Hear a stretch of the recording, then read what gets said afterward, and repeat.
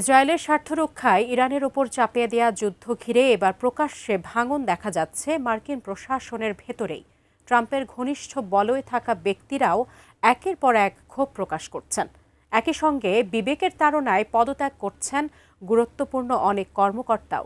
তাদেরই একজন মার্কিন সন্ত্রাস দমন কেন্দ্রের পরিচালক জোসেফ কেন্ট। সম্প্রতি ট্রাম্প প্রশাসনের প্রতি অনাস্থা জানিয়ে দায়িত্ব ছাড়ার ঘোষণা দিয়েছেন তিনি। বিস্তারিত জানাচ্ছেন মেহেদি হাসান।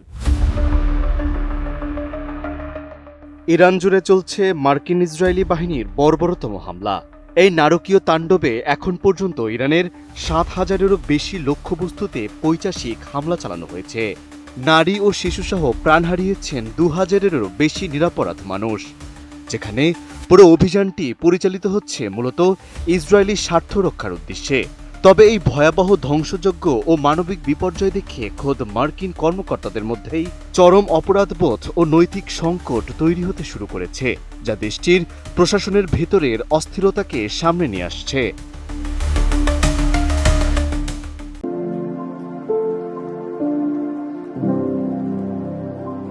এমন এক পরিস্থিতিতেই পদত্যাগ করেছেন মার্কিন ন্যাশনাল কাউন্টার টেররিজম সেন্টারের পরিচালক জোসেফ কেন্ট। সামাজিক যোগাযোগ মাধ্যম এক্সে প্রকাশিত চিঠিতে তিনি জানিয়েছেন, ইরানের দিক থেকে যুক্তরাষ্ট্রের জন্য সেরকম কোনো হুমকি ছিল না। কেন্টের মতে, ইসরায়েল ও তার প্রভাবশালী মার্কিন লবিস্টদের চাপেই ট্রাম্প প্রশাসন এই যুদ্ধ শুরু করেছে, যা মার্কিন জাতীয় স্বার্থের চেয়ে ইসরায়েলের স্বার্থ রক্ষার দিক বেশি প্রাধান্য পেয়েছে। এই ঘটনায় ওয়াশিংটনের অভ্যন্তরীণ নীতি নির্ধারকদের মধ্যে মতপার্থক্য আরও স্পষ্ট হয়ে উঠেছে। মার্কিন এক কর্মকর্তা বলেন, মূলত ট্রাম্পের সিদ্ধান্তগুলো গোয়েন্দা তথ্যের ভুল ব্যাখ্যার উপর ভিত্তি করেই নেওয়া হয়েছে। এতে প্রশাসনের উচ্চপদস্থ কর্মকর্তা ও নীতি নির্ধারকদের মধ্যে বিভাজন এবং নৈতিক উদ্বেগ আরও জোরালো হচ্ছে। কেন্টের পদত্যাগ ও প্রকাশিত অভিযোগের পর স্পষ্ট হয়েছে ট্রাম্প প্রশাসনের মধ্যে গভীর ফাটল। আমেরিকা ফার্স্ট নীতি থেকে বিচ্যুত হয়ে অনির্দিষ্ট কৌশল ও দীর্ঘস্থায়ী যুদ্ধে যুক্ত হওয়া ক্যারিয়ার অফিসাররা নৈতিকভাবে ক্ষুব্ধতা প্রকাশ করেছে। একই সঙ্গে মিত্র দেশগুলোর সঙ্গে দ্বন্দ্ব, কংগ্রেসের তদারকির অভাব এবং প্রকাশিত ভুল তথ্য প্রশাসনের ভেতরে হতাশা সৃষ্টি করেছে, যা ভবিষ্যতে সিদ্ধান্ত প্রক্রিয়ায় প্রভাব ফেলতে পারে বলে মনে করছেন বিশ্লেষকরা।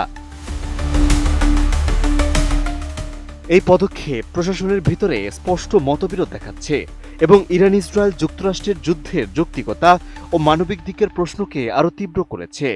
ওয়াশিংটনের নীতি নির্ধারকদের জন্য এটি একটি বার্তা, যা অভ্যন্তরীণ সমস্যা ও নৈতিক প্রশ্ন এড়িয়ে যাওয়া সম্ভব নয়। আগামীতে প্রশাসন কি পদক্ষেপ নেবে সেদিকেই এখন আন্তর্জাতিক মহল তাকিয়ে আছে।